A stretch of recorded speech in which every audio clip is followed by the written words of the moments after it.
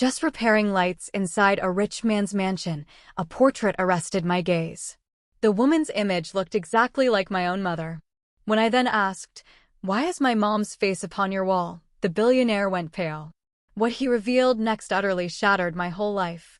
All right, gather around, because I need to tell you a story. What if the person you thought you knew best, the one who raised you, suddenly became a stranger, a ghost from a past so dark it threatened to consume everything you loved? I never imagined one forgotten painting could rip open a 33-year-old wound and expose a betrayal so cold, so deep, it still chills me to the bone. My name is Rowan Fletcher, 32 years old, and I live in Ashford, this tiny, rainy town tucked between pine forests and mountains. My life used to be so simple, almost comical. Wake up, coffee, fish the river, read old books by the fireplace. My job? I fix lights. Not your average fluorescence, though. I specialize in high-end systems for galleries, museums, multi-million-dollar mansions. Sounds fancy, right? In reality, it's a lot of climbing ladders and wiping dust. I never thought I'd actually step into the world of the truly rich until one morning my boss called. "Head straight to Wynn Estate," he barked. "Lighting system in the gallery is down. VIP client is losing his mind." He hung up before I could even ask where the hell Wynn Estate was. The address popped up on my phone, north of Seattle. A property almost as big as my entire town. I tossed my toolbox into my beat-up pickup, threw on my faded Carhartt, and hit the highway. An hour later, as those towering wrought iron gates swung open, I was genuinely stunned. A white gravel drive wound through ancient red pines, flanked by marble statues and fountains that actually danced to music. The mansion itself rose like a forgotten castle, gray stone walls, a copper-green roof, windows stretching to the ceiling. I parked in the staff-only area, feeling like an ant that had wandered into a palace. An elderly butler, perfectly pressed, led me down an endless hallway. The air smelled thick with sandalwood and money. I tried not to gawk as we passed masterpiece after masterpiece. Monet, Picasso, names I'd only seen in books. Finally, he opened the door to the gallery and just said, "Fix the lighting system."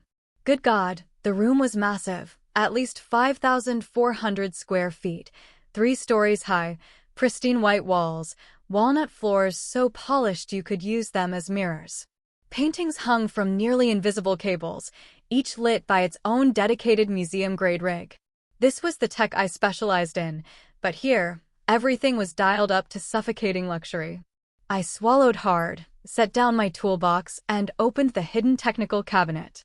Touchscreen, dozens of controls, the most advanced DMX system I'd ever seen. I started my routine, turning on each lighting group. Warm white light flooded a cobalt blue abstract, making the brush strokes rise like ocean waves.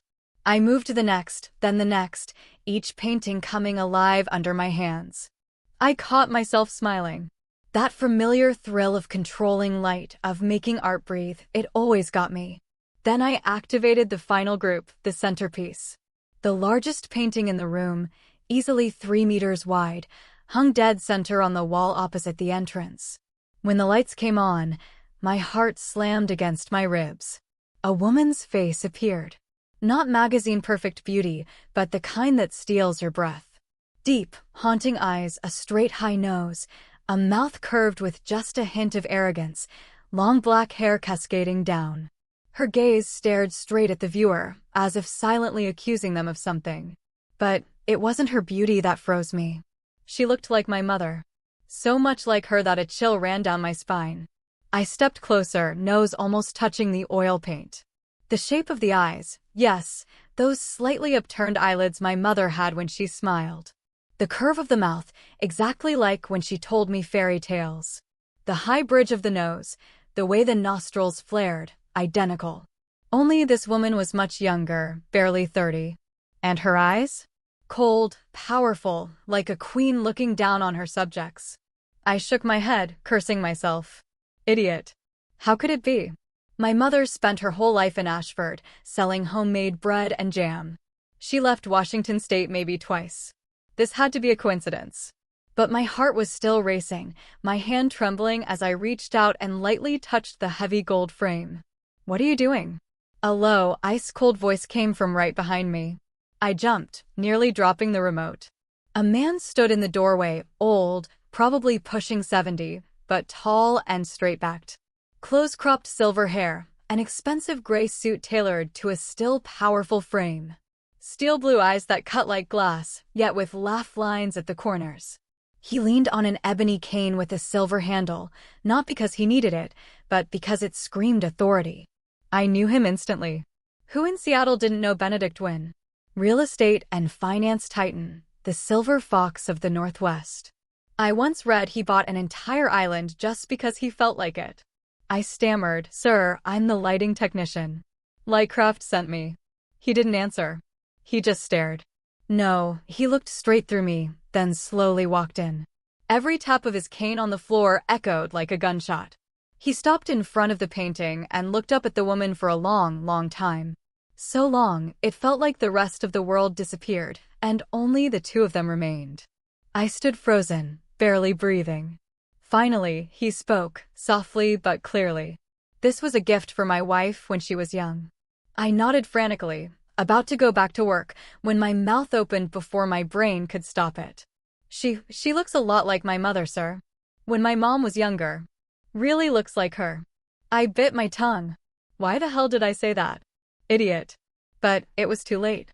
Benedict Wynn's face went ashen. I saw the veins stand out blue beneath the thin skin at his temple.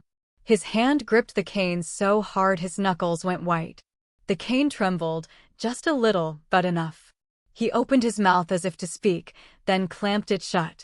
Those steel blue eyes flashed with something raw. Panic. Like someone had just stabbed him in the heart. "Sir, are you okay?" I managed. He didn't answer.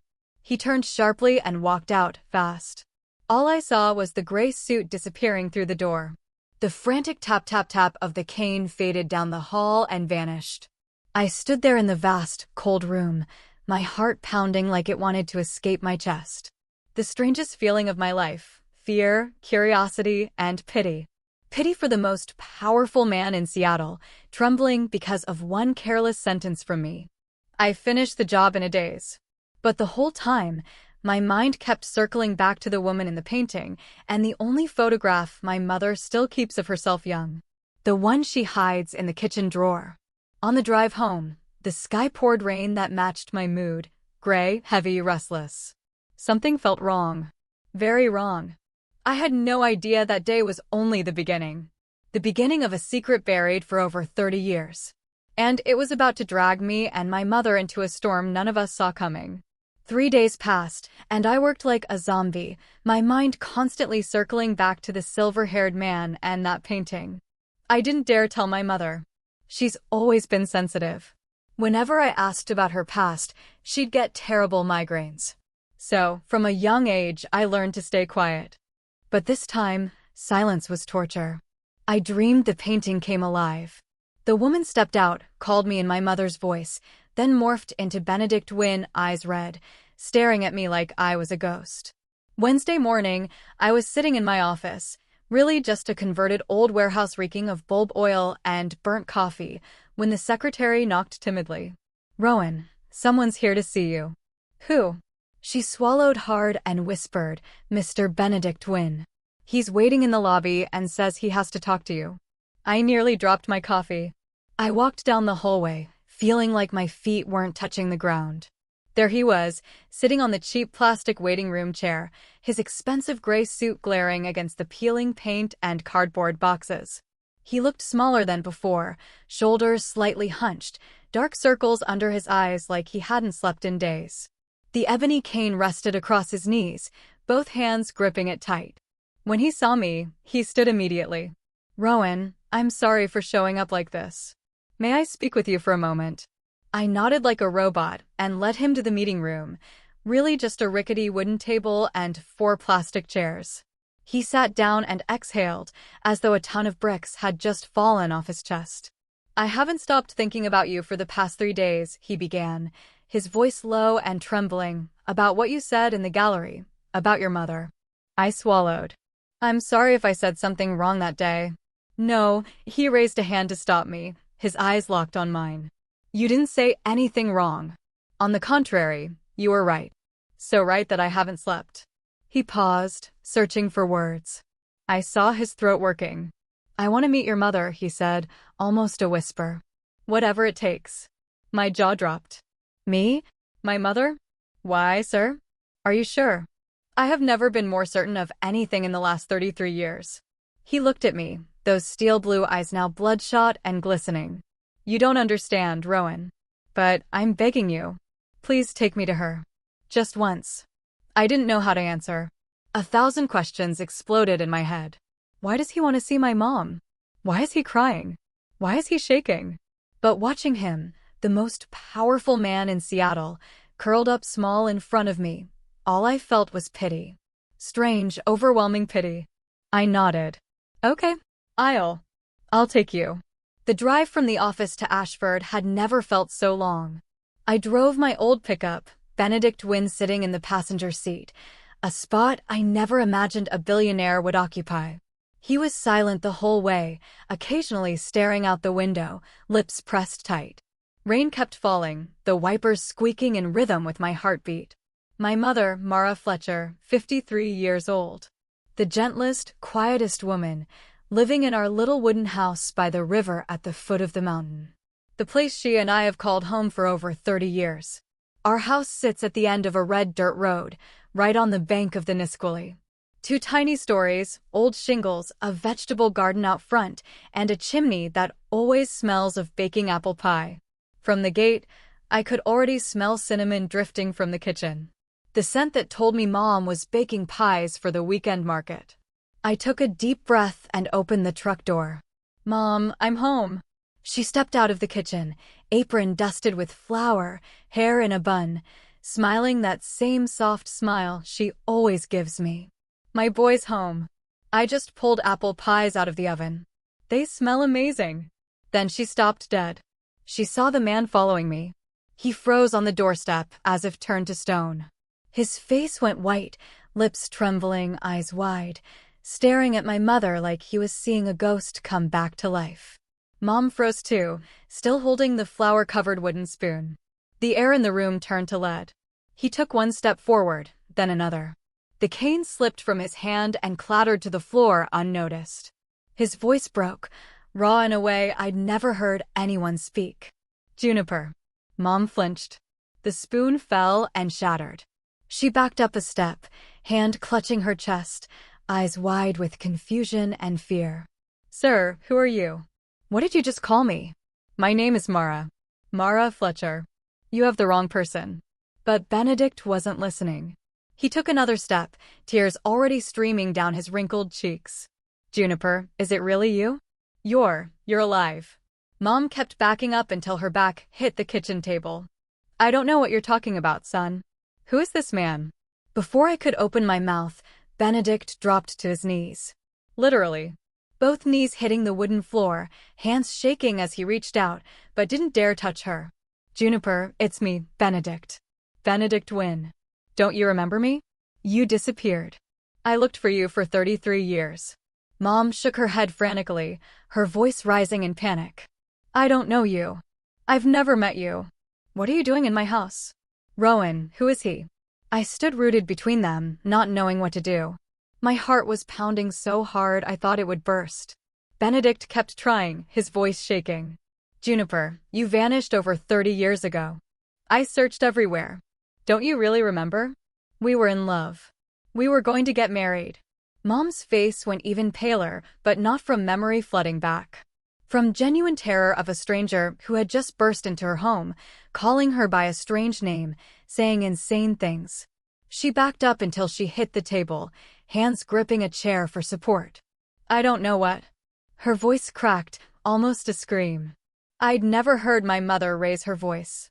Ever. Benedict froze, tears still falling. But this time, he didn't move closer. He bent down, picked up his cane, his voice broken. Mara, I'm sorry. I didn't mean to scare you. I thought. I stepped to Mom's side and put my arm around her. She was shaking like a leaf. I turned to Benedict, my voice firm. Sir, please go. My mom, she's okay. I'll take care of her. Benedict looked at my mother one last time, eyes filled with pain and utter despair. Like a man who had just lost everything all over again. He nodded slowly, turned, and walked out.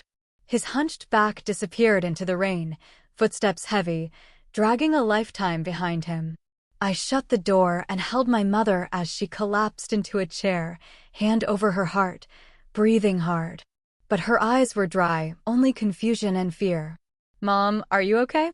She shook her head, her voice tiny. "I don't know who that man was. Why did he call me that name? Why was he crying?" I couldn't answer. I just held her tighter, feeling her still trembling in my arms. That night, she went to bed early, but I knew she wasn't sleeping. I heard her tossing and turning. I lay awake, mind in chaos. Was he telling the truth, or was he insane? But my mother, she didn't recognize him. Not at all. So why was he so certain? And why, deep down, did I have the feeling my mother was hiding something, even if she herself didn't know what it was?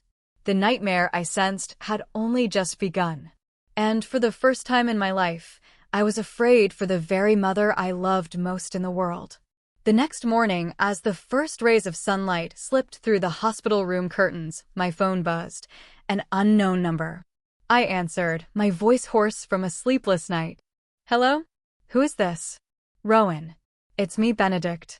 His voice had sunk to the bottom of a well, rough, exhausted, almost unrecognizable. "I know you're angry with me. I don't blame you. But can I see you just once? I'll explain. Everything." I looked at my mother, lying half-conscious in the hospital bed, face pale, lips cracked and dry. I wanted to refuse, wanted to scream into the phone, never show up again. But a part of me, the curious, uneasy part, was screaming for answers. "Fine," I said. "Tomorrow we'll talk." We agreed to meet at a little cafe tucked away on an Ashford side street, the scent of old wood and toasted bread drifting out. I pushed the door open and saw Benedict already there, at the most familiar corner table, a cup of black coffee long gone cold. He looked visibly thinner after just one night. Gray shirt wrinkled, silver hair disheveled, eyes sunken like black pits. He stood when he saw me, his voice soft. "Thank you for coming." I sat across from him and cut straight to it. "My mom is in the hospital because of you." "Talk. What the hell is all this?" He drew a deep breath, as if preparing to jump off a cliff. "I once loved a woman. Her name was Juniper Hawthorne." At the mention of the name, he had to stop, fingers squeezing the coffee cup until his knuckles went white. She was the identical twin sister of my current wife, Rosalind. They looked exactly alike. Only their personalities were different. Juniper, she was fire. Bright, fierce. One smile, and the whole world lit up. Rosalind was colder, quieter. His gaze drifted far away, reliving old days. I met Juniper when I was 29, she was 27. We fell madly in love. I was going to propose that fall. I had the ring, everything ready. But then, one rainy afternoon, she was driving to my place and never arrived. His voice shattered into pieces. I called the police. I hired private investigators. I turned Seattle and the entire state of Washington upside down. Nothing. The car vanished. She vanished. All that was left was the coat she'd left in my car, still faintly smelling of her perfume. I sat silent, my throat tight. For years after that, I lived like a corpse. I drank. I went mad. I nearly lost everything. The only person who stayed by my side was Rosalind. She took care of me, ran the company for me, wiped my tears every night. Eventually, I married her, not for love, but because I needed someone who looked like Juniper so I could keep breathing. Because I couldn't bear losing her completely. He lifted his eyes to me, red-rimmed. "The painting in the gallery? I painted Juniper from memory more than 30 years ago. When you said your mother looked like her, I thought I was dreaming. Rowan, your mother is Juniper. I'm absolutely certain." The world spun. The entire cafe shrank until all I could hear was my own heart pounding. "But my mom's name is Mara. She's lived here for over 30 years. She doesn't remember anything." Benedict nodded slowly. "I know. She probably lost her memory after the accident. But I need to see her just once more. I need to know why she left without a word." I need to close this door, no matter how it closes. He reached across the table and grasped my hand. His was ice cold and trembling. Please, let me see her. I looked into the eyes of a man who had carried this pain for half his life, and I nodded. I never imagined I had just opened a different door, one that led straight to hell. The days that followed were the longest of my life. Benedict started coming to the house regularly. No luxury car, no bodyguards. Just him, driving an old Jeep, wearing turtlenecks and faded jeans, looking more like a retired grandfather than a billionaire. He brought donuts, wildflowers picked from the roadside, old photographs carefully wrapped in plastic. But my mother, she hid from him. Every time she heard his car pull up, she'd quietly slip out the back, lock herself in her room, or pretend to sleep. Once, he stood on the porch for a full hour in the drizzle. I finally invited him in, but Mom never came down. I made him tea and listened to him talk about Juniper, about weekend drives along the Oregon coast, about the time she laughed until she cried because he dropped an entire cake on his shirt. I was torn in half between them.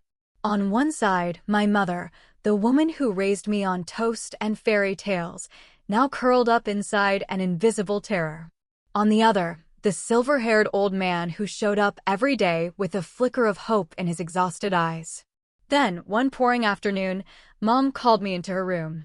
Son, tell him to come in. I could hardly believe my ears. Benedict stepped inside, soaked, rain dripping from his hair onto the floor. He stopped at the kitchen doorway, afraid to take another step, as if one more might shatter everything. Mom sat at the table, hands wrapped around a mug of herbal tea, staring straight ahead. Mr. Wynne, she said, her voice unnaturally calm, though I could hear the tremor beneath it. I am a woman who had a husband and a son. My husband died 10 years ago. I have a peaceful life here, and I want to keep it that way. Benedict stood frozen. I truly don't remember the woman named Juniper you keep talking about. Maybe long ago I knew you. Maybe I once had feelings for you. I don't know. But that person, if she really was me, no longer exists. For more than 30 years, I have lived here as Mara Fletcher, Rowan's mother. And that is the only life I know. Please respect that. He opened his mouth, but no words came. Mom continued, her voice soft yet sharp as a blade. Please don't come here anymore. Don't bring the past to destroy my present. I'm begging you. The air in the kitchen was so heavy I could hear every raindrop on the roof. Benedict bowed his head for a very long time. Then he nodded slowly, like a man whose spine had just been pulled out. I understand, he said, his voice raw. I'm sorry for disturbing you. I won't come back. He turned and walked out, shoulders hunched under the rain. I ran after him, wanting to say something, but he only raised a hand to stop me. Let her be, Rowan. She's chosen her new life. I'm just the past. He climbed into the Jeep and drove off without looking back, disappearing around the bend in the downpour. I went back inside. Mom sat motionless, the tea long cold in her hands. She wasn't crying. She just stared out the window where the rain kept falling. I stood behind her, wanting to hug her, but not daring to. Because for the first time, I realized my mother no longer knew who she was. And that feeling hurt more than anything I had ever experienced. In the weeks that followed, our house sank into a heavy silence. Mom still got up early to bake, still weeded the garden, still smiled at me every morning. But that smile was as fragile as the sugar glaze on a sponge cake. One light touch, and it would shatter. She never mentioned Benedict again, never asked if he had come back. It was as if by never speaking of it, the whole thing would simply disappear. But I couldn't stop thinking.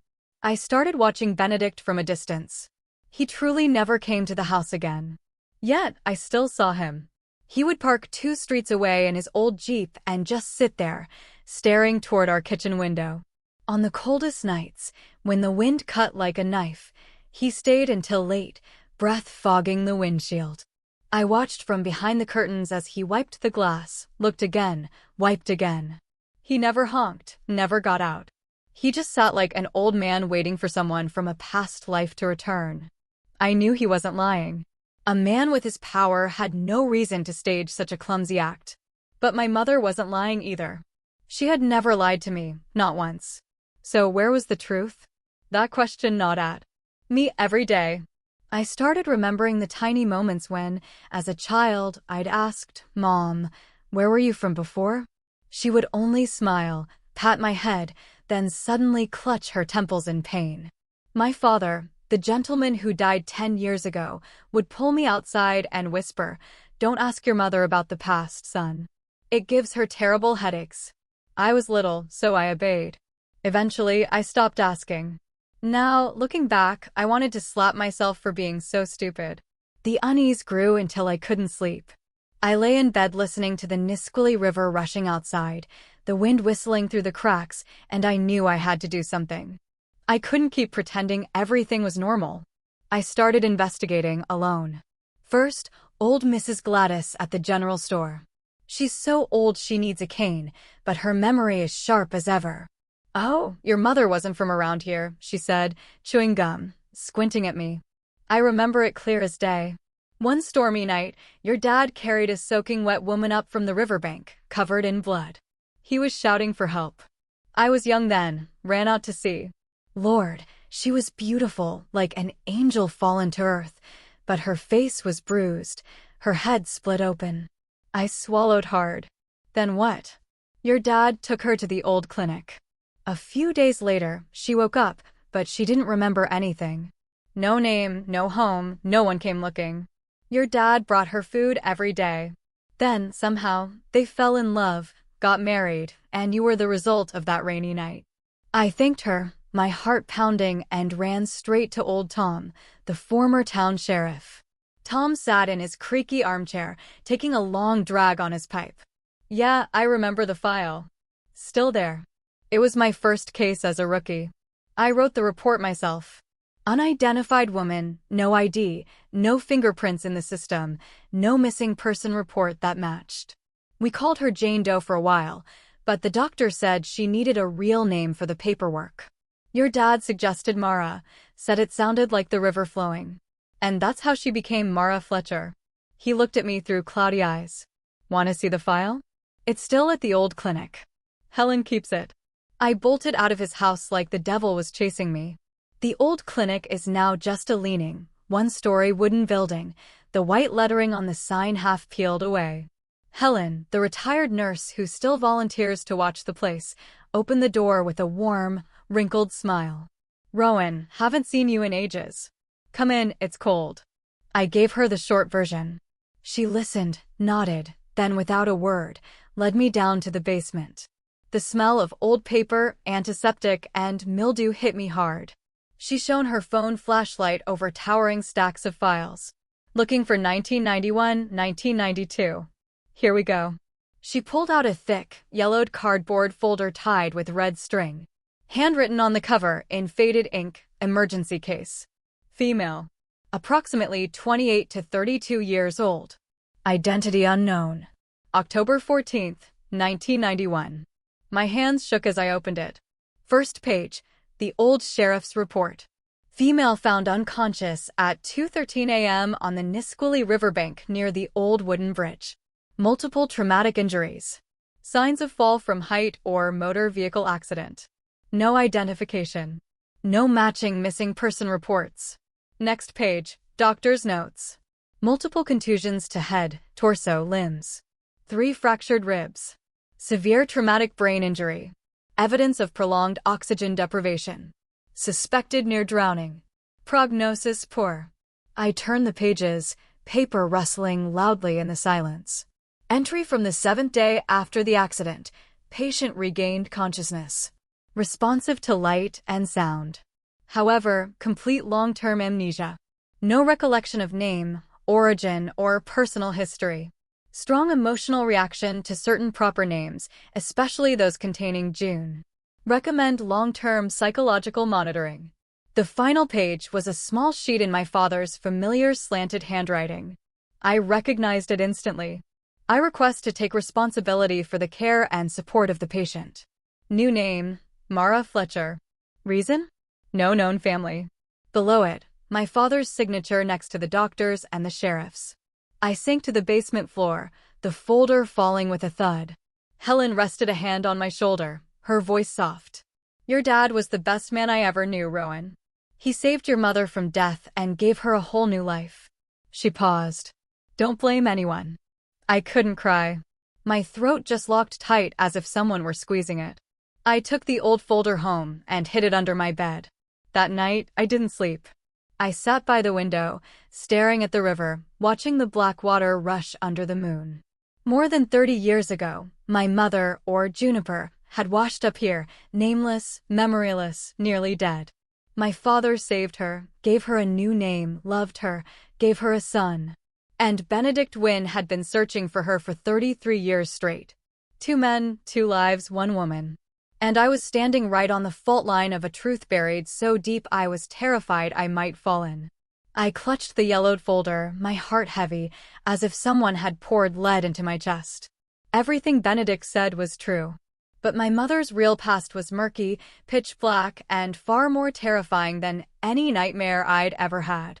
I hid the file at the very bottom of my closet, too scared to let Mom see it. Every night, I lay listening to her tossing and turning in the next room, soft sighs slipping through the cracks like wind through a window. I wanted to ask her. Wanted to shout that I knew everything now. But every time I opened my mouth, only meaningless words came out. Mom, eat a little more. It's getting cold, Mom. I was terrified. Terrified that if I pushed too hard, she would shatter. Then, one Saturday afternoon, the phone rang. It was Benedict. His voice was soft, almost shy. Rowan, I'm having a small gathering at the house this weekend. Just a few old friends, nothing loud. I'd like to invite you and your mother. I want to apologize to her properly, in front of everyone, so she knows I mean no harm. I was about to refuse instantly, but he added one sentence that silenced me. If she doesn't want me around after this, I will never bother her again. Just this once. I told Mom. She was kneading pumpkin pie dough. Her hands froze midair, white flour drifting down like snow onto the cutting board. There's no need, son. I don't want. I knelt beside her and took her hands. Those flour-dusted, calloused hands that had washed dishes, kneaded dough, and wiped my tears for over 30 years. Mom, I think you should go.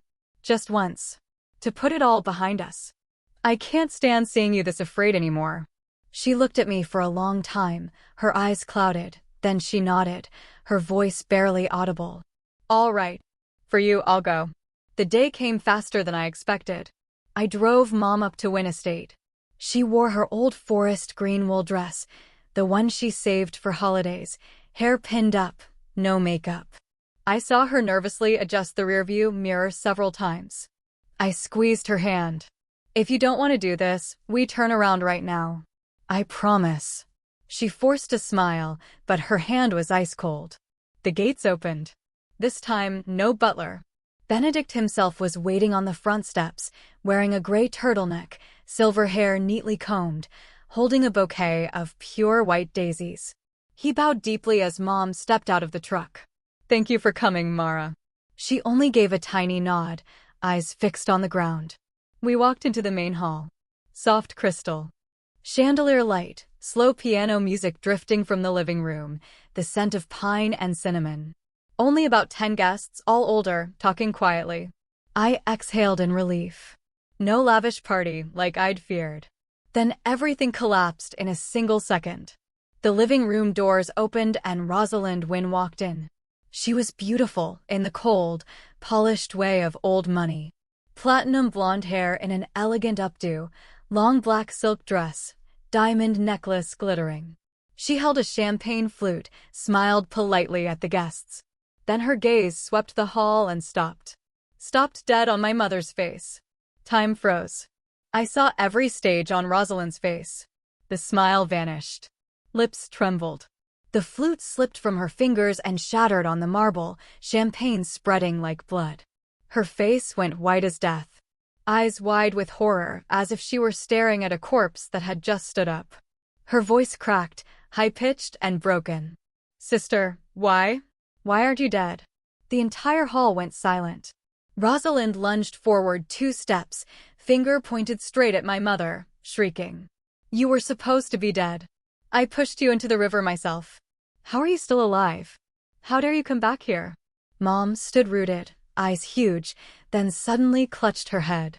I heard her let out a heart-wrenching cry of pain, as if I could actually hear something ripping inside her skull. She staggered, hands groping for support, then collapsed onto the cold marble floor. Mom, wake up. I dropped to my knees and scooped her up. She was completely unconscious, face chalk white, lips turning blue. I heard Benedict shouting for help, guests panicking, but it all became a distant roar in my ears. I carried Mom outside, barefoot over broken glass without feeling it. Behind me, Rosalind was still screaming. She's a ghost. She's a demon. Benedict's voice roared for someone to shut her up. I laid Mom in the back seat, jumped behind the wheel, and floored it to the nearest hospital. In the rearview mirror, I saw Benedict's black Bentley racing behind us, headlights flashing like it was weeping. Northgate Private Hospital. I carried Mom into the ER, yelling for doctors.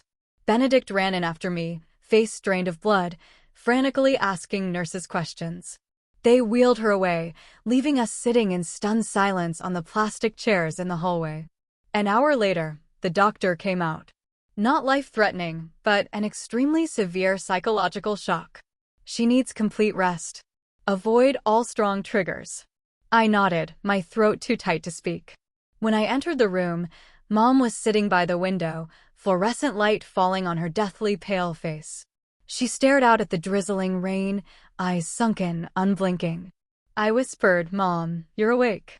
She turned, but those weren't my mother's eyes anymore. Empty, distant, like a soul had left the body. Benedict stepped in behind me, his voice trembling. Mara, I'm so sorry. I never imagined Rosalind would. I didn't know." Mom looked at him. Just looked. No anger, no fear, only cold, faraway emptiness, as if she were gazing at a stranger from another life. He bowed his head and backed out. The days that followed were hell. Mom came home, but she was no longer herself. She spoke little, smiled less, often sat for hours by the window, staring at the river, clutching Dad's old wool scarf. Some evenings I came home and found her whispering to the empty air, "Juniper? Who is Juniper?" Then falling silent the moment she saw me. I asked. She only shook her head with a forced smile. "I'm fine. Don't worry." But I knew she was lying. And I knew that deep inside her mind, a door had just been kicked open, and the darkness was pouring out, swallowing her piece by piece. At night, I lay in bed listening to her slow, steady footsteps, pacing the house like a sleepwalker. I was too terrified to sleep, clutching the old file under my pillow, asking myself, does the truth really set us free? Or does it only drag us all deeper into the abyss? In the days following the party at Wynn Estate, my mother became a ghost inside her own home. Every movement was slow, lifeless. Some nights, I woke to the sound of muffled crying. I crept down the hallway and found her curled up on the kitchen floor, clutching her head, murmuring strange names. Juniper. Rosalind, don't. Then, falling silent the moment I turned on the light. I hugged her. She went stiff in my arms, then gently pushed me away. "I'm fine, son. Go back to sleep." I couldn't sleep anymore. A suffocating dread clung to me like a black shadow. I started noticing everything. Strange cars driving slowly past the house. A silhouette flashing past the window at midnight. Dogs barking furiously down the street. I installed motion sensor lights in the yard. Checked the locks 3 times before bed and kept my phone fully charged on the nightstand. But I never expected it to come so fast. Tuesday morning. Pouring rain. I was driving on the highway toward Seattle for work, the radio playing a sad old song. Suddenly, my chest seized as if someone had grabbed my heart and squeezed. The feeling was so strong I had to pull over, gasping for air. I couldn't explain it. I just knew I had to go home. Right now. I whipped the truck around in the middle of the highway, floored it, rain spraying wildly from the tires. 30 minutes later, I tore down the red dirt road to the house. From a distance, I saw the front door standing wide open, rain blowing straight onto the wooden floor. My heart stopped for a beat. I skidded into the yard, jumped out without killing the engine, and ran inside. The sound of breaking dishes, gasping breaths. A struggle. I froze in the kitchen doorway. A tall man in a black raincoat, face completely covered, was kneeling on top of my mother. His gloved hands were pulling a plastic zip tie tight around her throat. Mom was thrashing weakly, nails clawing at the air, face purple, eyes rolling back. I didn't think. I roared like an animal and charged. My shoulder slammed into his back. We both crashed to the floor. He was heavier than I expected, muscles bulging under the raincoat. I punched, scratched, bit, anything I had. He spun. His fist caught my temple and made the world spin, but I didn't let go. I grabbed his hair and slammed his head into the floor again and again. Let go of my mother. Furniture flew. Chairs overturned. Vases shattered. The dining table flipped. The air stank of blood. Mom coughed and wheezed, crawling away, hands clutching her throat. The masked man realized he was losing. He shoved me hard. My back slammed into the cabinets, pain exploding through me. He vaulted through the kitchen window, glass exploding outward, raced across the yard, and leapt into a waiting black SUV. I staggered after him, just managing to catch the license plate before it sped away in the rain. Win 774. I wanted to chase him, but Mom's choking gasp spun me around. Mom, are you okay? She lay curled on the floor, the zip tie leaving angry red welts around her neck, eyes closed, but still breathing. I scooped her onto the sofa, hands shaking as I dialed 911. Someone broke into my house. My mother was strangled. Hurry. 142, Riverbend Road, Ashford. While waiting for the police, I knelt beside her, stroking her hair, crying like a madman. Mom, say something. Where does it hurt? She opened her eyes, breathing shallow, but forced a crooked smile. I'm okay, my boy. 2 officers arrived in 15 minutes, red and blue lights painting the whole property. They photographed the scene. Dusted for prints, took my statement while my hands still trembled. I told them everything. How my gut had screamed at me. The only thing I remembered was the plate. When they left, the house sank into a deathly silence. Only the rain drumming on the roof and Mom's faint breathing. She sat on the old sofa, staring at the blood-smeared, glass-strewn floor. For a long, long time. Then she lifted her head and looked at me. For the first time in weeks, her eyes were no longer empty. They blazed with pain and a resolve I had never seen before. Rowan, sit down. I have to tell you the truth. I knelt beside her and took her hands. She drew a deep, shuddering breath and began, her voice trembling but clear, as if tearing 30-year-old memories out of her skull, piece by piece. I was Juniper Hawthorne. I fell in love with Benedict at first sight. We were going to get married, but Rosalind, my identical twin sister, was obsessed with him. She was insanely jealous. She made up lies, accused me of cheating, made Benedict doubt me. The day I drove to meet him to clear everything up, Rosalind followed me.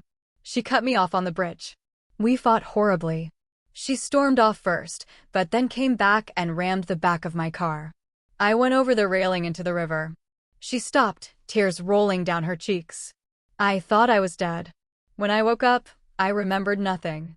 Your father saved me, gave me a new name, cared for me, loved me, gave me a new life. I didn't want to remember the past because I was terrified. If I did, I would lose everything I had now. I had you. A family. Happiness. I thought Rosalind would never find me. She looked at me, eyes red. But that day at Wynn Estate, when I heard Rosalind scream, everything came flooding back. I remembered it all. I was afraid to speak because I didn't want to destroy this life, didn't want you in danger. But now I almost died. I can't stay silent anymore. Rosalind is behind this attack. I'm certain of it. Rage boiled in my veins. I shot to my feet and roared, I'm calling the police right now. She's going to pay. Mom gripped my hand hard, her voice firm. No, we have no proof. And my sister, she's rich, powerful.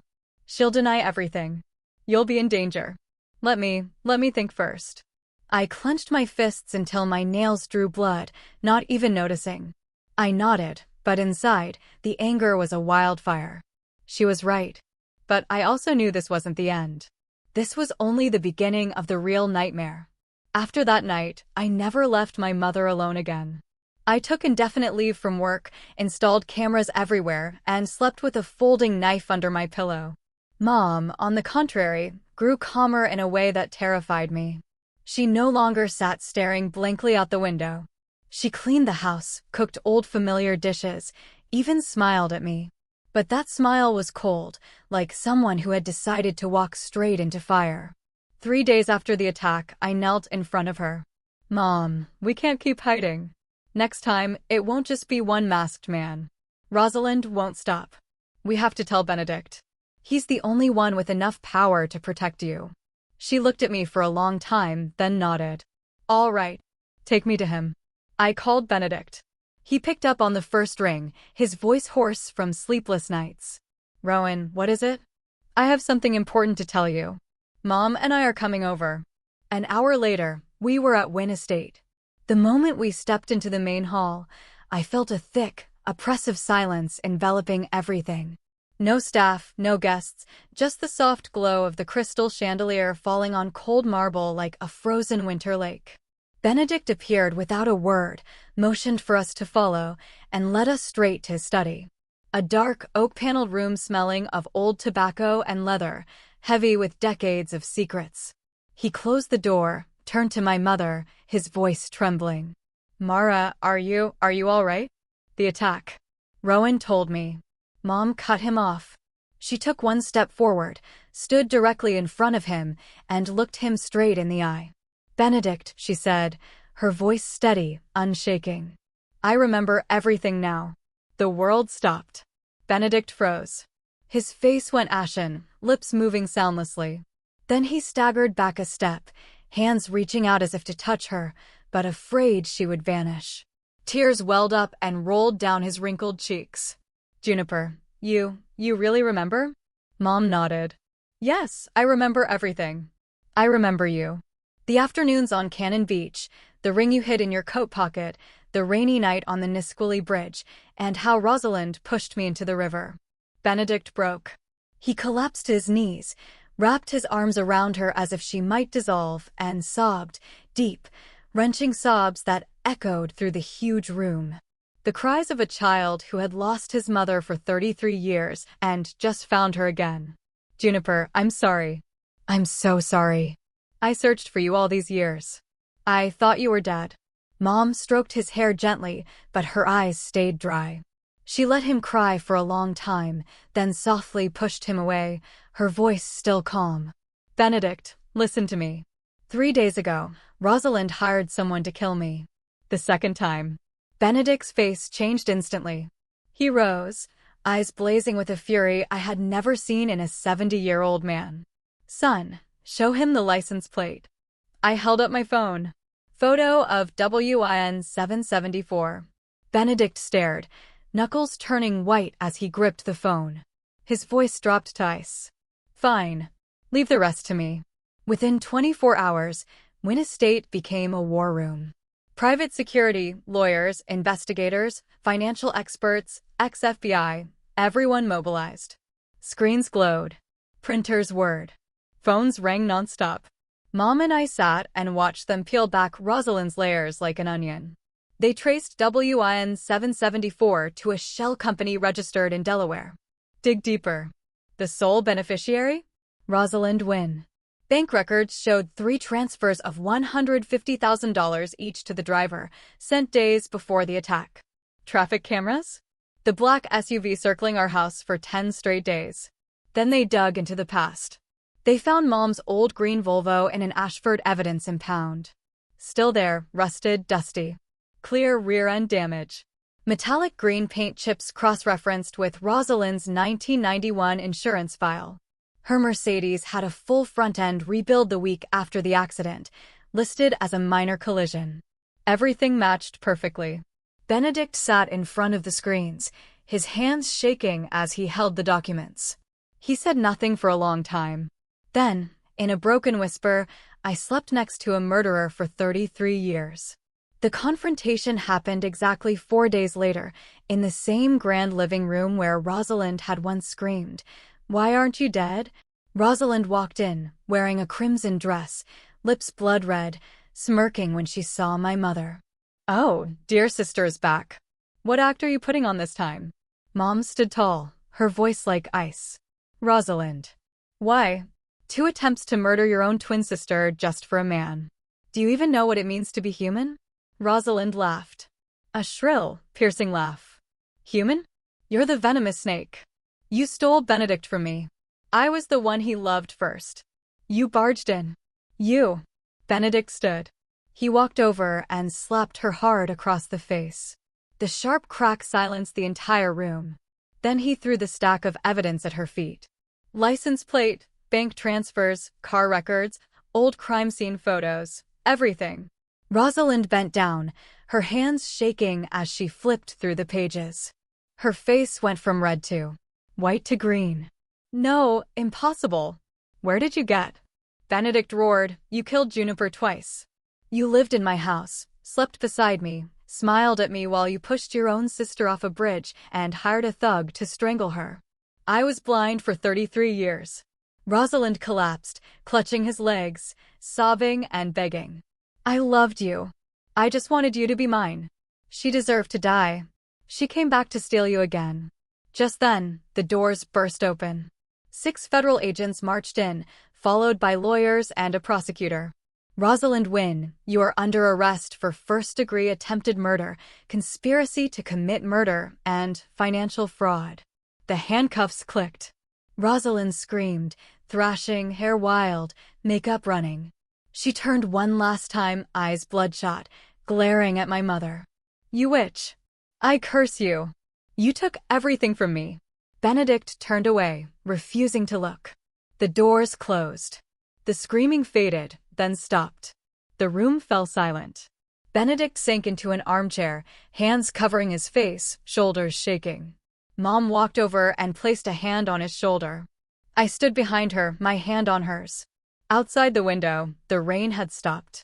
A weak ray of sunlight broke through the clouds, falling across the floor, right where Rosalind had just knelt. The truth, though late and soaked in blood, had finally won. But that victory didn't bring instant laughter. It only brought silence, heavy, wounded silence that hadn't yet healed. The trial lasted 6 straight weeks, turning the Seattle Federal Courthouse into a media circus. Every morning, I drove Mom there. We had to push through a forest of lenses, reporters shouting her name like she was a movie star. Mrs. Hawthorne, will you forgive your sister? Mr. Wynn, do you regret marrying a murderer? I held Mom's hand tight, shielding her with my body while Benedict followed behind, face stone cold, not answering a single question. Inside the courtroom, the air was even thicker. Rosalind sat in the defendant's chair, still trying to keep her initial haughtiness. Hair in a high bun, elegant black dress, blood-red lipstick. But by the 3rd day, the mask began to crack. Benedict's lawyer, a tall, thin man with a voice sharp as a blade, presented the evidence one by one. Bank transfers, the license plate from the attack, the 1991 insurance file, and the green Volvo pulled from the Nisqually River, still bearing the clear rear-end dent and flecks of metallic green paint. At first, Rosalind sneered, calling it all fabrication and slander. But when photos of her Mercedes after its full front-end rebuild appeared on the giant screen, she started shaking. When the witness, her former bodyguard Marcus Hale, took the stand and testified that Rosalind herself had paid him to take care of the woman in Ashford, she leapt to her feet and shrieked, "Traitor! I paid you to kill her, not to sell me out." The courtroom erupted in gasps. The judge pounded the gavel. I sat there, face white, nails digging into the armrest until they drew blood. Mom testified in week 4. She walked to the stand in her old forest green wool dress, hair in a low bun, no makeup. She recounted the rainy night on the bridge, her voice calm, clear, never once looking at Rosalind. When she said, "I heard my own sister laughing as my car went into the water," the entire room fell dead silent. I saw Rosalind's head drop, shoulders trembling. I couldn't tell if it was crying or rage. Sentencing day came on a freezing November morning. The judge, an older woman with stern eyes, read the verdict without emotion. Rosalind Wynn. Conspiracy to commit murder, attempted murder in the first degree, and related financial charges. Sentence: 28 years imprisonment. No possibility of parole. The gavel fell like thunder. Rosalind jumped up one last time, screaming like a madwoman, "I'm not guilty." She stole everything from me. 2 officers forced her down, cuffed her, and dragged her away. She turned one final time, eyes burning with hatred and fear toward my mother. I hugged Mom. She didn't cry. She only whispered, "It's over, son." After the trial, Benedict moved fast and decisively. He filed for divorce that same week. He revoked every asset ever transferred to Rosalind: houses, shares, trusts, everything redirected to a new charity foundation named after Juniper Hawthorne. He held an outdoor press conference, no microphone, no theatrics. He simply stood in front of hundreds of cameras, bowed deeply, and said, "I was blind for 33 years. I let the woman I loved suffer and kept a murderer by my side. I am sorry. To Juniper, to Mara, and to everyone hurt by my stupidity." He answered no questions. He just turned and walked away. A month later, he sold Wynn Estate. He bought a tiny wooden house, 1 dirt road away from ours, right by the river. Old shingles, mossy roof, wild vegetable garden, rotting fence. He fixed it himself, hammering nails, painting walls, planting young pine trees. I'd come home and find him in an old t-shirt and muddy jeans, hands scratched and bleeding. But his eyes were bright every time he finished something small. He started coming by our house every day. No fancy clothes, no expensive gifts. Just a simple lunchbox or a warm bag of pastries from the town bakery. He fixed Mom's fence, changed burned-out bulbs, chopped winter firewood. Some evenings I'd come home and find him on his knees in the garden, hands caked in dirt, planting more white daisies, the flowers Mom loved when she was young. At first, Mom kept her distance. Polite thanks. Then the door closed. But gradually, she left the door open. Let him sit at the kitchen table. Drink the herbal tea she brewed. Let him talk about the old days, his voice rough with emotion. He asked for nothing. He just stayed close, quietly, as if saying, "This time, I'm not going anywhere." Then, one late autumn evening, the air crisp, pine needles covering the yard, we sat in our little kitchen. The old familiar smell of baking apple pie and crackling firewood in the stove. Benedict had brought a bottle of red wine from his old cellar, but none of us touched it. We just sat drinking tea, listening to the river outside. Mom looked at him for a long, long time. Then she set her cup down, her hands trembling. "Benedict, there's something I've never told anyone. Not even Rowan." He looked up, eyes worried. "Tell me." "I'm listening." Mom took a deep, shaky breath. "That year, when the accident happened, I was pregnant. Almost 3 months. Time stopped." Benedict froze. His face went white, fingers clenching until the knuckles were bloodless. He stared at Mom, then at me, then back at Mom, eyes wide with disbelief. You're saying, the baby?" Mom nodded, tears finally falling. "Rowan is your son."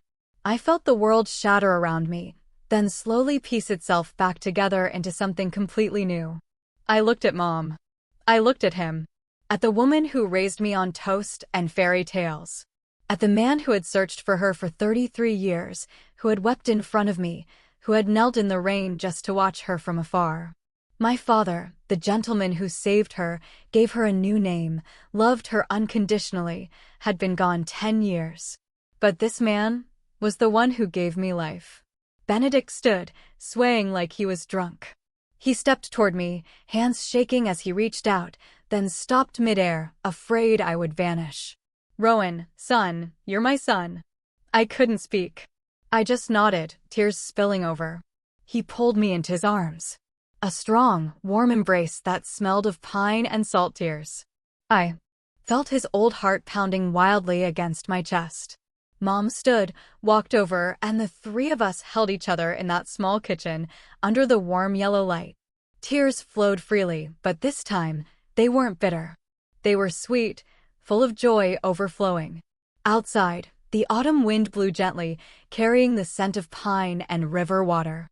After 33 years of darkness, we had finally found the light. A year passed like the blink of an eye. My mother, Mara Fletcher, or Juniper Hawthorne, depending on which memory called her more strongly, recovered like an ancient tree struck by lightning, yet stubbornly turning green again. Her memories returned, little by little.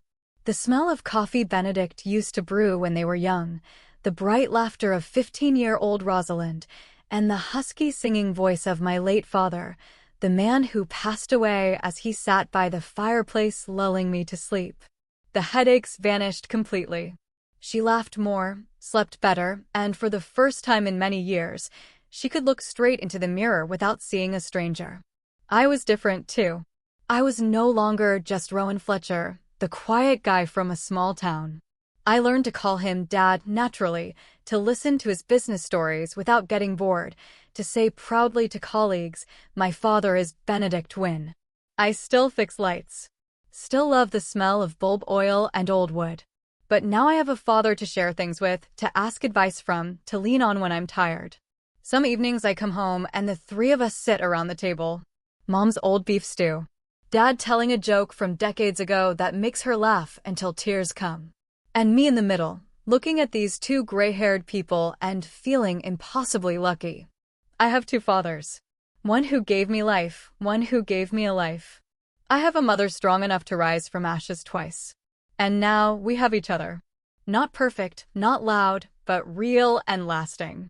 One summer afternoon the following year, I stood on the old wooden bridge over the Nisqually River, the exact spot where Mom went into the water 35 years ago. The current was still strong, but now the water was clear, sparkling in the sun. I tossed a stone in and watched the ripples spread and fade. Benedict walked up beside me, holding 2 cold beers. "What are you thinking about, son?" I smiled and took one. "I'm thinking, if Mom hadn't washed up here that night, if Dad hadn't saved her, if you hadn't found her, we wouldn't have today." He motioned for me to sit on the bridge railing. We dangled our legs over the edge, river breeze cool against our faces. "Fate can be cruel," he said, his voice low and warm. "But it's also fair. It took 33 years from us, but it gave us the rest of our lives in return. And I'm not wasting a single second of what's left." I clinked my bottle against his. In the distance, Mom stood on the riverbank in a white dress, fluttering in the wind, holding a bouquet of white daisies. She waved at us, smiling radiantly. I looked at him, looked at her, looked at the glittering river, and I knew no matter how dark the past had been, this present, this quiet, simple present, was the most beautiful reward life could ever give us. One windless autumn afternoon, golden leaves drifted down slowly like fragments of memory, letting go of the branch. The three of us quietly drove to the small cemetery hidden behind the pine forest. No one had planned it, yet we all knew today was the day we had to come. The 15th anniversary of his passing. The man who pulled my mother from the icy river, gave her a new name, and gave me a childhood filled with the smell of toasted bread and fishing trips by the water. Even though he is gone, his presence still lives in every breath our family takes. His grave lies in the quietest corner, the simple stone engraved, Elias Fletcher, 1959 to 2014. Beloved husband, father, and the man who chose love when the whole world turned away. Mom knelt before it and gently placed a bouquet of pure white daisies, the flower he loved most, because they're like you, she whispered, voice soft but clear, simple yet beautiful, pure. She didn't sob like in previous years. Only a few silent tears fell, soaking into the red earth. "Thank you, Elias," she murmured. "Thank you for giving me a second life. For giving me Rowan. For teaching me what love is when I no longer remembered who I was. You will forever be the most important man in my heart." I stood behind her, my hand on her shoulder. Benedict stood beside me, one step back, cap in hand, head deeply bowed. He said nothing, but I knew he was saying thank you to the man who had loved and protected this family in his place for so many years. I looked at my adoptive father's gravestone, then at Benedict, then at Mom. Standing between my two fathers, one who gave me life, one who gave me a life, I finally understood what true fortune means. Amid pain that once seemed impossible to survive, I've learned so much. I once thought those losses were the end. Now I know they were only sharp turns leading me to a different road. One of truth, forgiveness, and a love I never dared dream of. I realized Benedict's patience wasn't just love for Mom. It was silent atonement. A belated apology he thought he would never get to give. Cruel fate stole 33 years from him, but in its mercy, gave him the rest of his life to make amends. I learned that memory is a vital part of being human. But losing memory doesn't mean losing the value of life.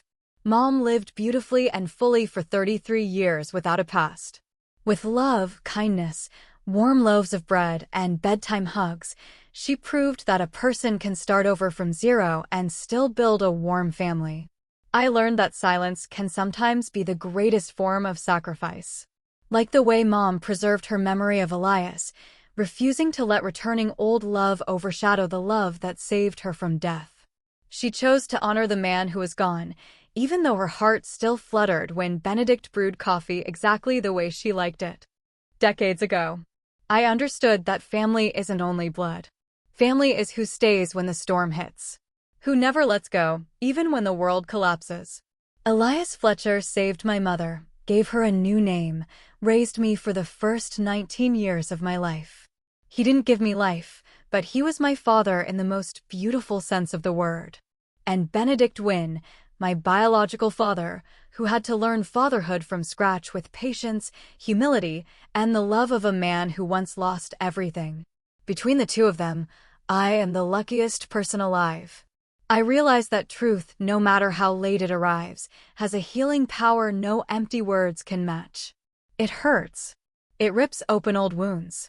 But it is also what stitches broken lives back into a complete picture. From my own life, I drew one simple yet profound lesson. No wound is meaningless. Every cut, every pain, every sleepless night leads us to a stronger, kinder, more grateful version of ourselves. If you are listening to these words and facing your own darkness, I only want to say one small thing. Don't run so fast trying to escape it. Keep one small light with you. Maybe patience, maybe kindness, maybe just one person you can trust. That light won't chase the darkness away instantly, but it will guide you through, step by step, until you see the light at the end of the tunnel. Forgiveness isn't about erasing someone else's guilt. Forgiveness is about freeing yourself from the invisible chains that have held you too long. And finally, I believe that loving the right person in the right way, no matter how late it comes, is always worth the wait. The way Mom waited 33 years to hear her real name spoken again. The way Benedict waited a lifetime to hold me once. The way Elias waited for Mom on that riverbank like fate itself, on a rainy night no one could have foreseen. If love is real, it will always find its way home. I stood up from Elias's grave, wiped my tears, and looked at Mom and Benedict, holding hands in silence, saying nothing. A gentle autumn breeze carried the scent of damp earth and fallen leaves. I smiled. This isn't a fairy tale happy ending. This is a real one. Quiet, simple, and beautiful enough to move the soul. And for me, that is more than enough. What about you? Have you ever had a moment that completely changed your understanding of your own family history? I'd really love to hear your thoughts in the comments below.